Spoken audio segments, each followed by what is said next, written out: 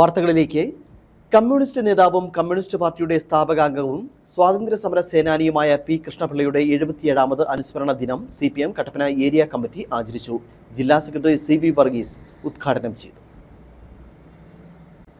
കേരളത്തിലെ തൊഴിലാളി വർഗ മുന്നേറ്റത്തിലും കമ്മ്യൂണിസ്റ്റ് പ്രസ്ഥാനത്തിനുമുണ്ടായ വളർച്ചയിലും പി കൃഷ്ണപിള്ളയുടെ സംഭാവനയും വലുതാണെന്ന് അദ്ദേഹം പറഞ്ഞു. തൊഴിലാളി വർഗത്തെ ഉയർത്തിക്കൊണ്ടുവരുവാൻ അദ്ദേഹം വലിയ പോരാട്ടം നടത്തി. പി കൃഷ്ണപിള്ളയുടെ ജീവിതം കമ്മ്യൂണിസ്റ്റ് പ്രവർത്തകർക്ക് ഊർജം പകരുന്നതാണെന്നും CV വർഗീസ് പറഞ്ഞു. ഉൾപ്പെടെ തൊഴിലാളി വർഗ രാഷ്ട്രീയത്തിൽ ആകൃഷ്ടനാക്കുകയും 500 രൂപ കൊടുത്ത് 5 രൂപ കൊടുത്ത് PS-നെ